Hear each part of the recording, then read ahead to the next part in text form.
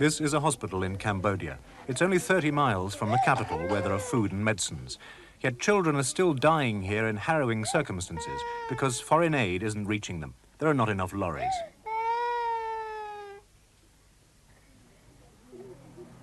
This hospital is full of people suffering from severe malnutrition, yet they lack the most basic foods and medicines. This village is also 30 miles from the capital. The people here are receiving foreign aid, but they'll have to exist on just 6.5 pounds of maize each for a month. Cambodia is still hungry because there aren't enough people left alive to organise food distribution. 1 year ago this week, Vietnamese troops smashed their way into the capital and installed a new government. They found mass starvation and millions dead, victims of the former dictator, Pol Pot. Because the continuing plight of Cambodia is one of the worst catastrophes of the 20th century, World in Action presents 2 reports from inside that country. Next week we investigate the killing of 1/3 of Cambodia's people in 4 years. But first, tonight, the more immediate problem, the ongoing battle to get aid out to the people in the countryside.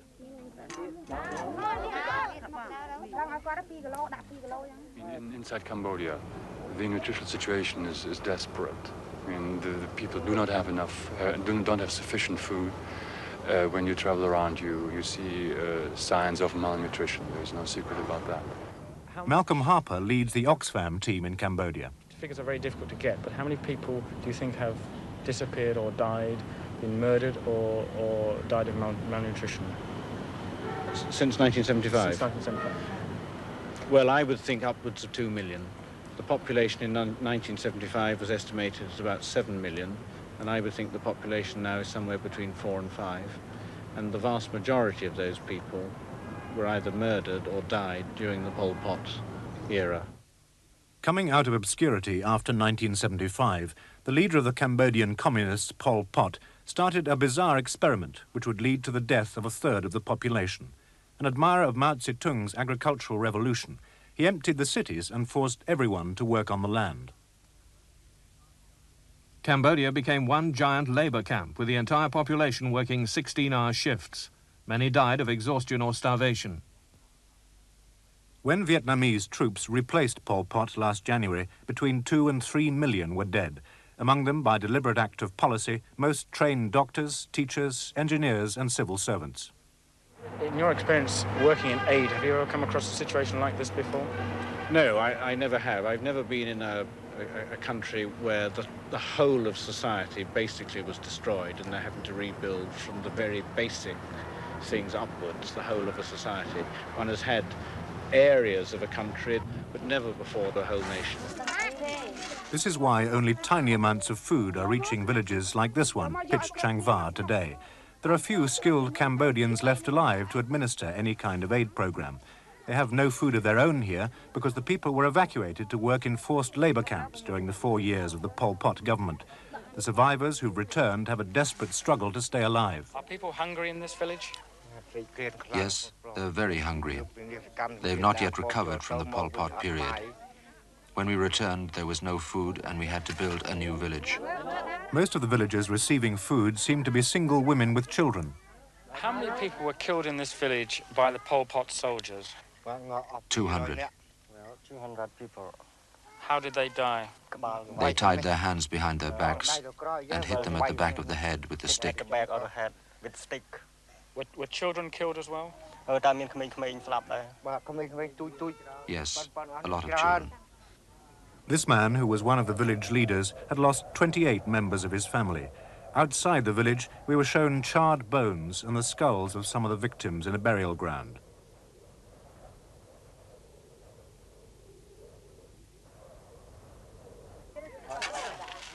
Mrs. Cole Mern depends entirely on international aid for her survival. She's lost her husband and 4 sons. They all died of hunger. She has 1 son left, aged 10. But all they got for the whole of December was just 13 pounds of free maize.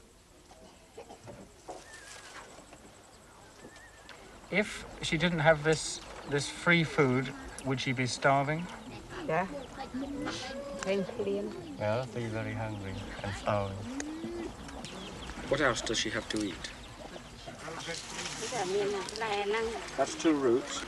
So that's a frog. Right, the frog. Which she caught from the field, and the others are snails. Right. And she has no other food apart from that. No.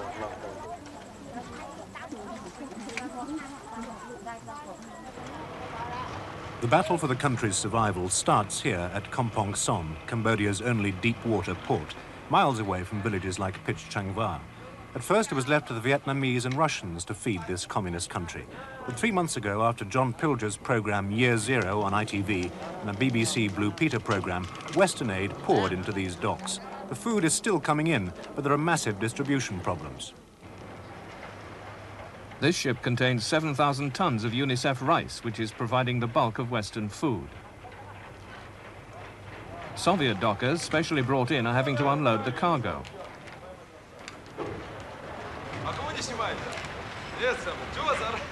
Without them, the port would not function. 1,000 tons a day must be shipped in here to save Cambodia from starvation. But there aren't enough Cambodian dockers left alive to do the work. The key to the distribution problem is lack of lorries. There aren't enough in Cambodia to do the job. Here at the port, unloading has to stop every 20 minutes because there aren't enough lorries to take the sacks of rice off the ships.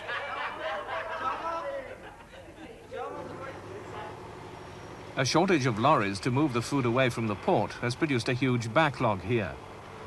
At the end of last month, there were 30,000 tons of UNICEF rice, enough to feed Cambodia for 30 days, piling up at the port. This month, the United Nations halved its shipments until the backlog has been cleared. This is Vietnamese rice being unloaded at Kampong Som by Vietnamese soldiers to feed their army.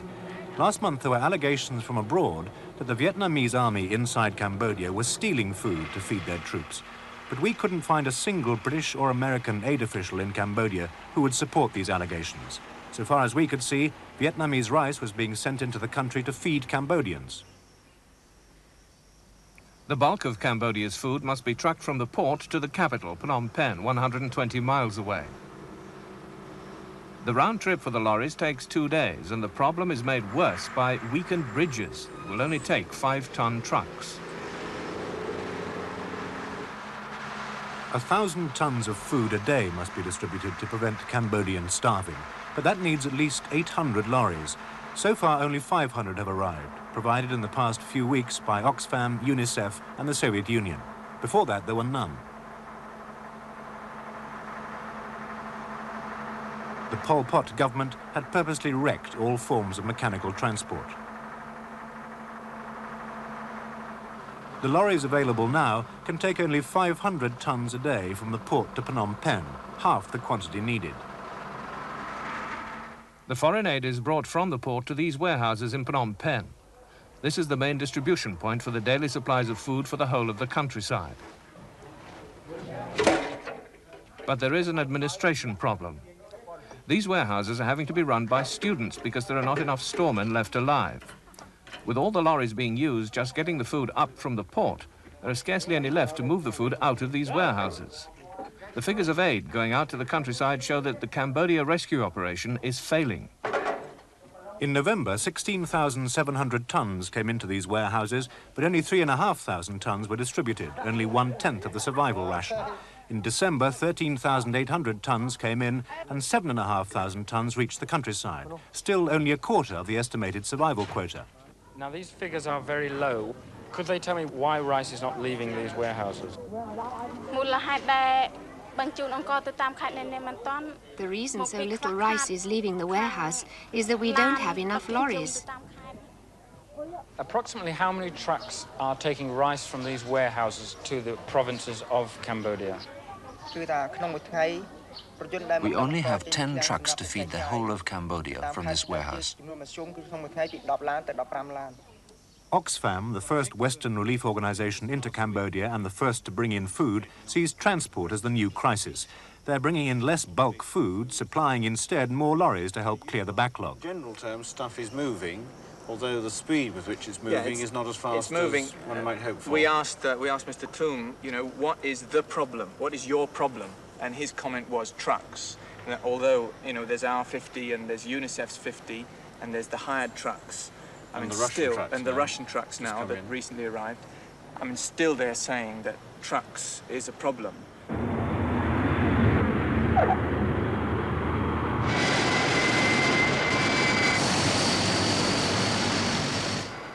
A far worse problem than the distribution of food is the supply of medicines to the hospitals of Cambodia. As food is being given priority at the port, medicines arrive by air on 3 daily flights at Phnom Penh Airport. There are enough trucks each morning to unload the planes and to drive the short distance back into Phnom Penh, but not enough to deliver the supplies out to the countryside. This Australian Air Force transport plane brings in a much-needed lorry loaded with dried milk powder for hospitals. This flight is unloading Red Cross boxes of high-protein oil, vital for the treatment of malnutrition. 30 miles up the road from this airport is the provincial capital of Kampong Spur. The centre which contained the hospital was totally destroyed last January by retreating Pol Pot forces. They'd been using the hospital as an ammunition store, and they exploded it when the Vietnamese came. A makeshift wooden hospital has been built in the last year. When we filmed here in December, it was full of patients suffering from severe malnutrition. Although the hospital is right on the main road from the airport, urgent drugs are just not arriving. The previous doctors were all killed, and Mao Mei, who is only a nurse, is having to run the hospital. Tell me what's wrong with these patients, please. This patient is suffering from the kwashiorkor, and this patient suffers from malaria. And this woman also the kwashiorkor, and this woman also suffer from kwashiorkor. This hospital has no high proteins to treat kwashiorkor, yet high-protein oil was arriving at the airport 30 miles away. What will happen to these people who have kwashiorkor, which is associated with malnutrition? What will happen to them? They will die by kwashiorkor. This boy urgently needs sugar serum. For 4 months, he'd been living in the mountains, hiding from Pol Pot soldiers. He has severe stomach disorders because he'd been eating leaves, but the sugar serum hadn't arrived. The following day, he was dead.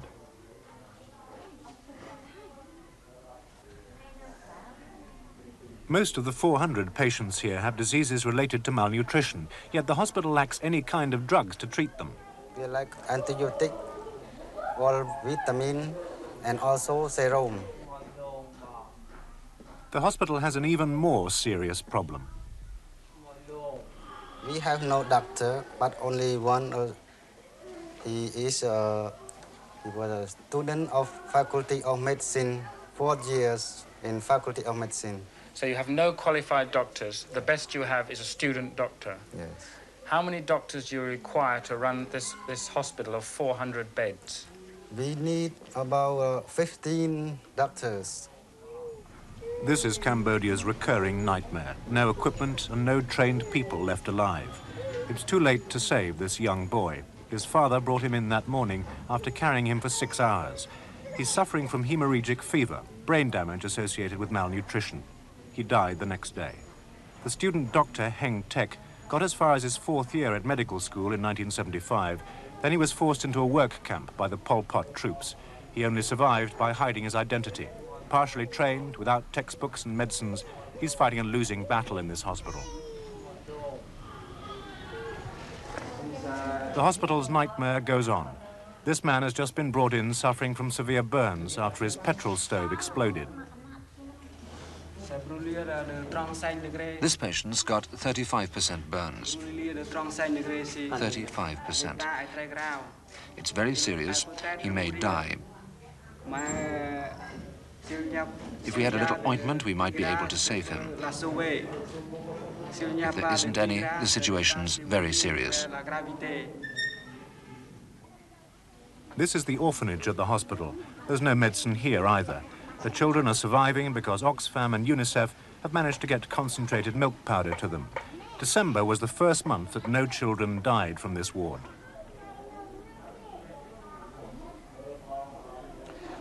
These children have no parents. What happened to them? Were they killed by the soldiers? A great majority of the parents were killed by Pol Pot. And also by the shortage of food. Of food. Yes. The children in this ward are silent. They stare into space. Many have seen the killing. Some saw their own parents die.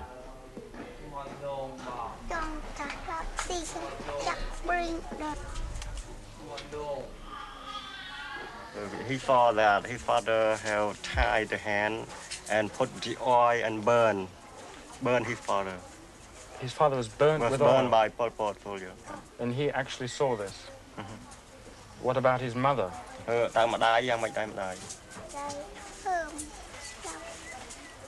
His mother get swell, very swell, and died because of her lack of food. She died of malnutrition. Right. When these children came to the hospital, what had they been eating? How much food? In forest, they eat tree leaf. Tree leaves? Yes. They are very thin due to the malnutrition and shortage of food.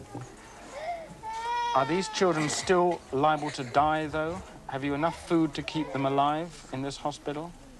We have no enough food to feed them. You have not enough food to feed them? Yes, we have no enough food to feed them. Have you enough medicines to look after these children? And also, we have no enough medicine to heal them.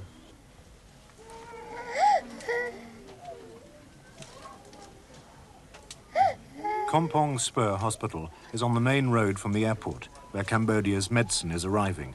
But the hospital has no truck to travel the 30 miles to the plains to get these supplies.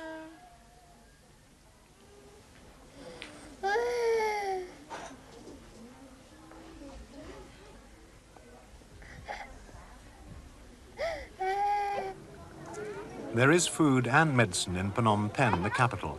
No money exists in Cambodia today, so people get paid in rice for working in the city.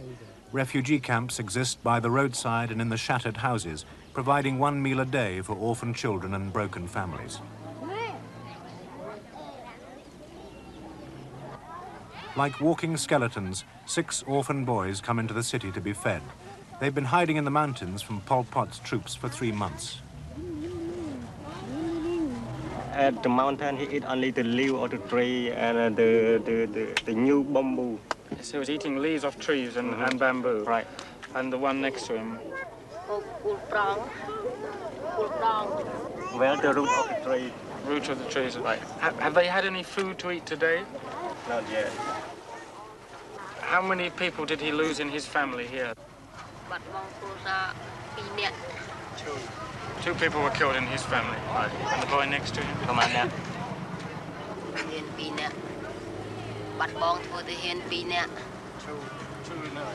And the small boy next to him?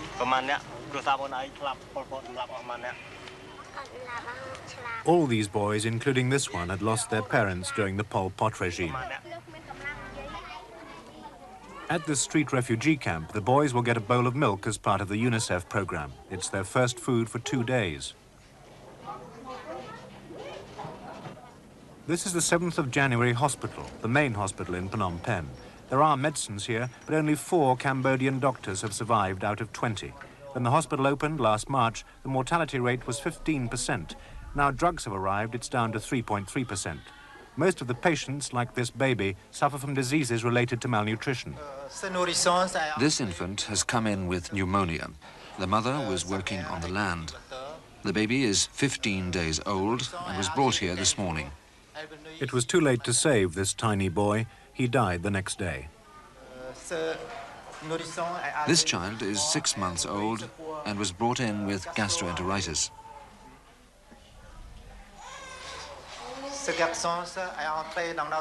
This boy has come in suffering from dysentery. He's 14. This child is a year old. She's suffering from diarrhea because her mother is no longer able to produce milk, because she is also undernourished. Each day, 300 people suffering from malnutrition and related diseases come to the outpatients department of this hospital for help. Oi Ran, a peasant girl who was so weak she could hardly walk, is typical of many of those seeking help.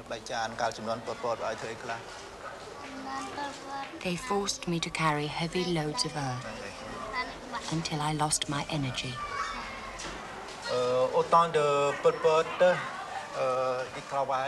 At the time of Pol Pot, she was working on the canals.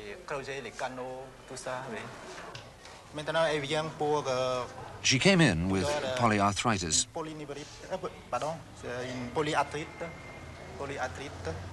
Approximately 30% here are like this. 30% of the cases coming in are like this child here. Could you ask what happened to the family of this child?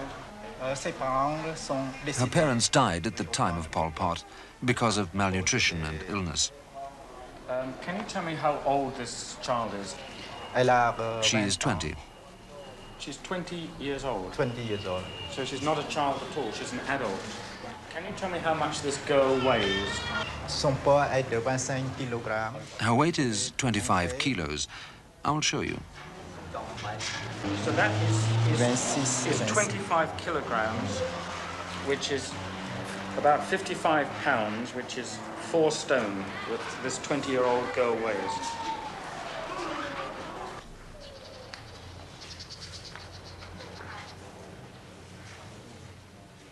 Without medicine and treatment, Oiran would certainly die.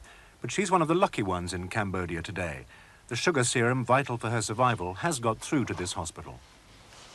Oiran had been taken into a ward with 10 other women. When we spoke to them, we found their stories illustrated Cambodia's biggest single problem. Its recovery operation is struggling because the people needed to run it don't exist. They were nearly all killed. Next to Oiran was this woman who had lost her entire family, 20 people. She's mentally disturbed after seeing so much killing.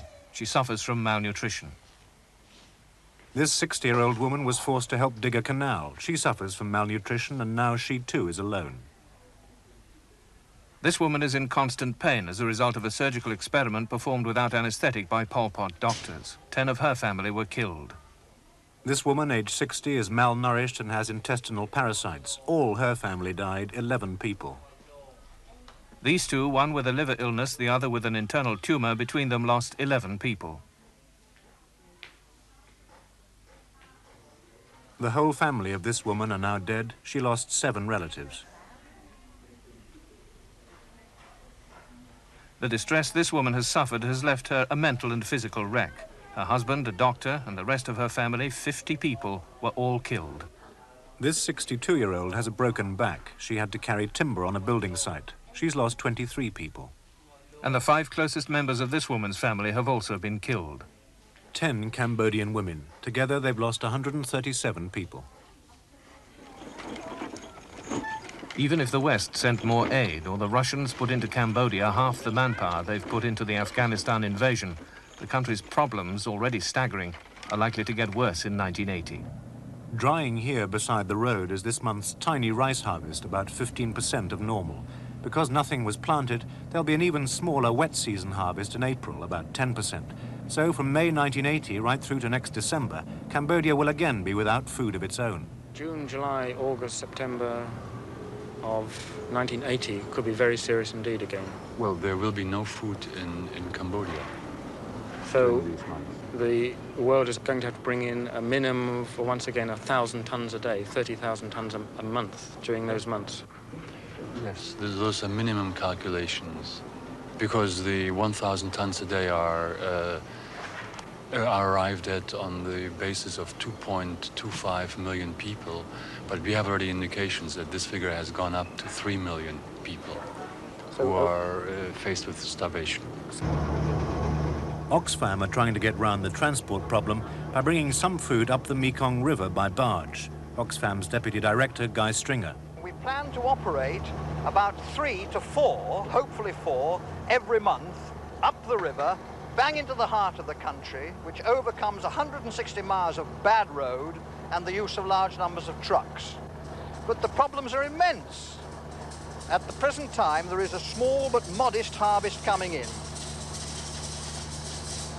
As far as we can judge, that harvest, together with what is being supplied by the agencies at present, all of us, will last the people till about February or March. Then comes the crux. because the only stuff left to feed, as far as I can see, will be material provided by friends of this desperate country who need so much. Without aid, 20-year-old Oi Ran would almost certainly be dead. But 5 days after she went into hospital, we returned and found a marked improvement in her condition. Her continued survival and that of her country is by no means guaranteed. Cambodia's lifeline must be provided by the rest of the world for at least another 12 months. Next week, in part 2 of this special report, Life After Death, we look at the prospects of survival for a country which lost a third of its people.